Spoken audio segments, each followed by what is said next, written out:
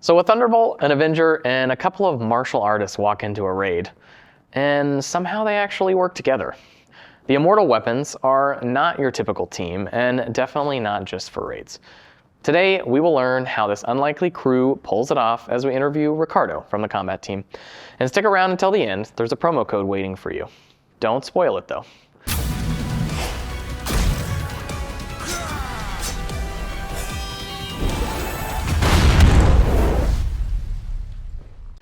Ricardo, welcome back to Strike Spot. Glad to be back. How you doing today? I'm doing good. Just been balancing. Just been balancing. Yeah, we've had a lot of teams and characters as we usually do, and you've been a part of several of them in the recent past. So good to see you back with the next team, the Immortal Weapons. So my first question is, how did we decide on this ragtag crew of characters? Well, the new characters are pretty, we've always been wanting to do them. And we've been wanting to do a rework on Iron Fist and Iron Fist World War II. They are just pretty iconic, and we kind of want to make them relevant again. Yeah, and I think the theme of, Immortal Weapons fits for the most part. I mean, they all have different ways of dishing out some sort of punishment to their enemies, which is kind of cool. You have Iron Fist World War II with the guns, you got swords, you got fists, you really got it all. So it's exciting. Who would you say is kind of the key member of this team? I think I would say one of the key members would be Swordmaster. His abilities are pretty strong, but I would still have to say that all of the members are pretty key components of the team. Okay, so it's going to be a more balanced team, but we'll start with Swordmaster. So what can you tell us about his kit? Yeah, so I can start off with the passive. He has a mechanic where he spawns in, he has, I believe it's Safeguard, and whenever an ally attacks a character with defense down, he's going to be applying or generating ability energy, and this is very raid mechanic core. He's also going to be healing when those targets are attacked, and he does have something that's probably for the active abilities, but characters with stun will have reduced armor. Okay, and speaking of characters with stun, his ult has a pretty cool mechanic on it as well. Do you want to dive into that? Yeah, so his ultimate is a single target attack, and he essentially is going to be putting stun on the primary target. The cool part is if he kills the target, he is going to be applying stun to the targets that are adjacent to that target. So I know sometimes we apply stun and then we kill the target and it feels kind of like a wasted ability. So now we're making it a little bit more spicier and applying stun to targets around them. I really like that. I mean, just in the recent past, we've had characters that can spread stun, and now we have a character on kill that can spread it to adjacent targets as well. But that's not all Swordmaster can do. So what can you tell us about his special? His special is probably one of the strongest abilities for the team. He has an attack haul that reduces immunity and safeguard to all targets. And this works differently in raids. It should be reducing all positive effects, but he's also going to be applying trauma, heal block, and defense down. It's a very vital part of the mechanic, and it should be dealing a lot of damage. And both of these abilities are available on turn one, so you really get the opportunity to pick and choose what you want to do. Do you want to remove the safeguard and immunity and apply all those negative effects, or do you want to try and stun somebody? I really like that about his kit. Yeah, we try to give the players the options to choose. Cool. Well, let's jump to Iron Fist. Iron Fist being one of the OG characters in Marvel Strike Force. So how are we going to be reworking him to shine on this new Immortal Weapon team? We wanted to keep the core mechanics of the charge mechanics still kind of not the same, but still work similarly.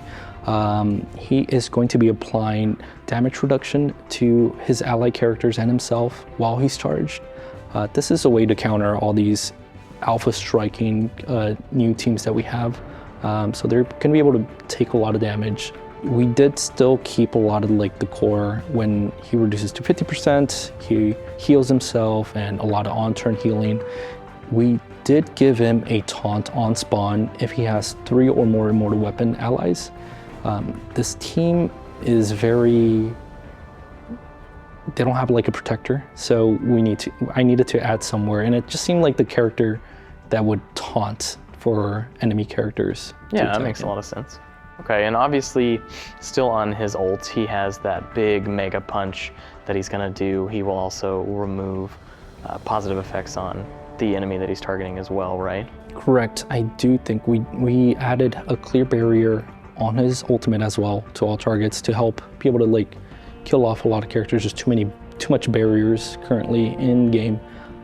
We did add also a on kill, he will gain 5 charges to himself. This is just to add a way to kind of still get that passive and make it so you can kind of like battle with it more.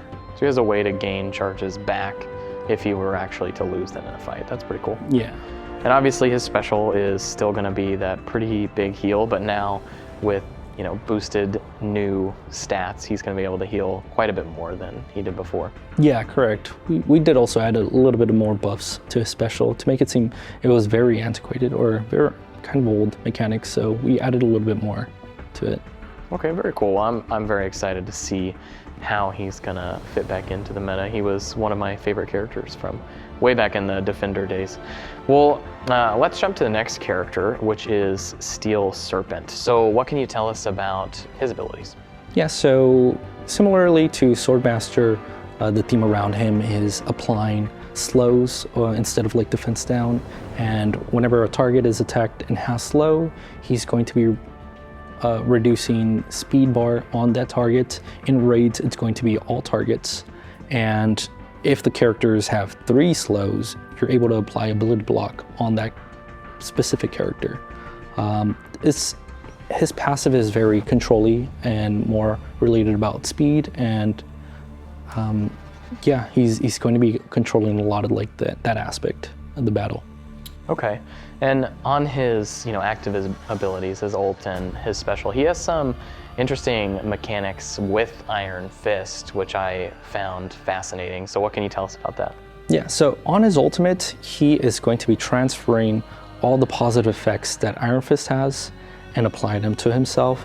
He is going to be dealing more damage depending on how many positive effects he has and how many negative effects the enemy character has. And if you're able to kill the character that you're targeting, you're going to be applying slow to all enemy targets and also reducing speed meter. Okay, and what about his special? His special is a pretty simple kit. It's an AoE, reducing the speed bar on enemy targets. What do you think of the Immortal Weapons team so far, Commanders? Let us know down in the comments below. Also, if you haven't already, subscribe to our YouTube channel and join our official Discord server. Link is in the description. Now let's get back to the video. Well, it sounds like so far we have Swordmaster, who's going to be applying defense down. We also have Steel Serpent applying slows. And the stealing of the positive effects was really interesting to me. You're gonna have to figure out a way to keep those positive effects on Iron Fist with that safeguard. But next character that we're gonna jump into is actually Iron Fist World War II. So he was already really good in raids, in my opinion, and he was my favorite character on the old Invaders team. So what are we going to be doing with him to bring him back into the meta again? Yeah, so we did a lot of testing and his kit is very strong still. His extending of positive effects is very strong, especially with the immunity and safeguard.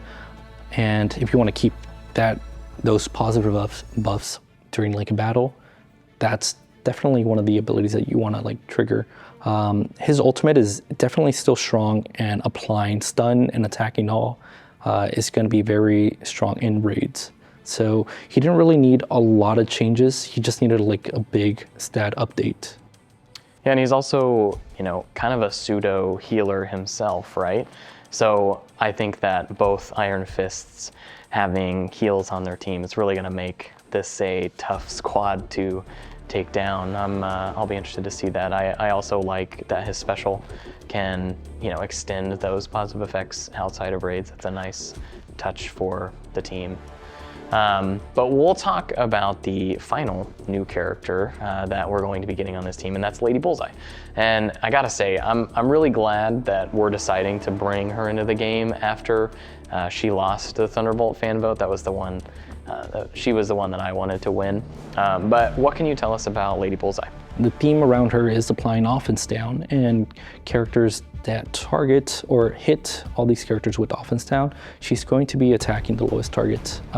So it's just more ways to dish out more damage, consistent damage that isn't happening during her turn. She's also going to be applying to herself a lot of more crit damage and crit chance, depending on how many Immortal Weapons allies you have. Yeah, so it's very control-y in some like crit chance way. She is going to be reducing crit chance on enemy targets, so that is her passive specifically. Her special and ultimate are pretty basic. They're dealing a lot of damage, applying a lot of negative effects. Her ultimate actually has a pretty nifty ability where she does apply all three effects, so offense down, defense down, and slow. But she needs to be able to crit to apply those negative effects. Okay, so you might want to think about making her a raider for your ISO choice then. Yeah, definitely something that you want to add. Okay, very cool. Well, I know at the beginning of this video I kind of made a joke about Thunderbolts and Avengers, but we do have both Swordmaster and Lady Bullseye that are getting some additional tags. So this is something we've experimented with a lot recently. Looking at, Azazel and Rachel Summers on a Cursed, looking at Superior Spider-Man being able to slot into, the Superior 6. So how are they going to be doing that for this team with Lady Bullseye and Swordmaster? Yeah, so we're giving Lady Bullseye the Thunderbolt tag. She will be able to work a little bit with the Thunderbolt. Not her specifically, her abilities are still not as helping them, but she's going to be getting all the benefits that Thunderbolts give. And it is a raid team, so it might be kind of hard to switch off to see which one you want to remove or add. But she does have a lot of independent abilities, so all she needs to do is crit and apply a lot of negative effects. For Swordmaster, we are giving him the Mighty Avengers tag.